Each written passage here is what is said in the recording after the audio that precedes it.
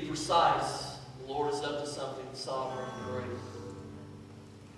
Those of you that were here this morning, either service, we mentioned that word precise, though both services were quite a bit different, meaning in both sermons. It's the way God does it sometimes because there's a different crowd here for each. And that's okay. But be precise, He's up to something sovereign. And we're not here to be popular or to just say things that sound positive, but more to be precise. Precision is pinpoint accuracy.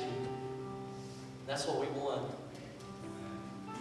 To be precise, God has chosen this hour, this place, this time, this day, this season to do something great. But as well to be precise, the enemy will not sit back and just watch it happen without trying to do something to stop it. So we have to make a decision to do everything we can to fight back and to not let him have his way and to protect the move of God. The greatest way to protect the move of God is to dive in over your head so that your head's not above water, so that you don't have time to look around and point fingers at everybody else. Because when judgment starts in my own heart, because my head's underwater and all I can see is the Lord who's taken me under the river and I'm swimming with Him and all I see is Him, what I see the most is my own need for change. Isaiah first said, "Woe is me," before he said, "Woe is everybody else." Oh, I just love my preaching. Come on, preacher. Before Isaiah said, "Everybody around me is with unclean lips," he first said, "Woe is me." When you're under the water, you don't have time to judge everybody else. You don't have time to find everything that's wrong with everybody else, because the first thing that He shows you is Himself, a reflection of you and Him and your need for change. And to be precise, God wants to change us, the church, so He can use us to change them, the world. But if we're not careful, we don't have hearts of compassion and love and burden enough to reach out and change them, because we have not been captivated by Him first.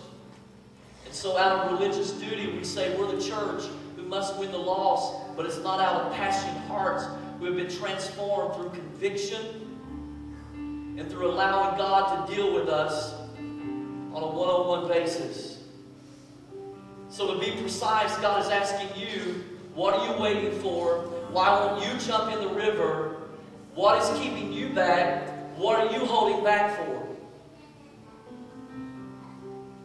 Is it because you've had enough?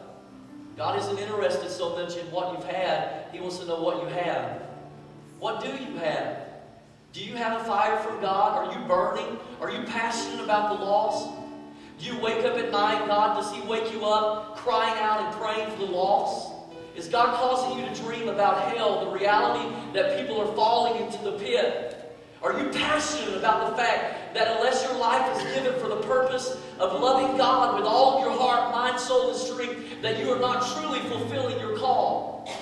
Are you satisfied with status quo? Are you satisfied with just going through the motions? Are you satisfied with calling yourself Christian but not really being a Christ follower? But a true Christ follower follows Christ all the way. And you know where he's going? He's going all the way to the cross and all the way to the resurrection. Death to self, alive to Jesus. That's what baptism is all about. You go in the water, it's a grave. You're dying to yourself. I'm dying to myself. I'm living it again with Christ. When we were baptized in water, we were telling the world, no more me. I decrease, He increases. But are you really there? Are you living a life of crazy love, complete sacrifice, totally sold out to God, really in fear of Him? Woe is me. Forget everybody else. Woe is me. I can't do this thing. I can't live this thing. I've seen the King, and the King is glorious. He's holy. His train fills the temple. Woe is me. I must be changed by His power and His glory. Let me get under the river. I don't want my head sticking about the water. I might lose it. Let me get under the river where the glory's at, so He can change me, captivate me.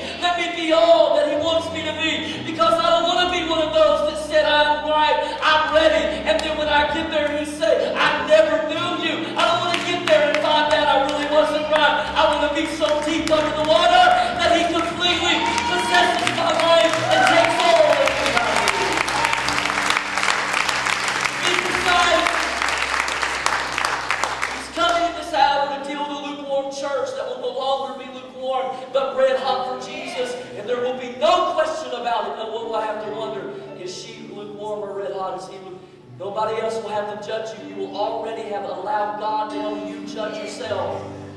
And we will say, not with pointed fingers at one another, but only in the face of Jesus, we will say, I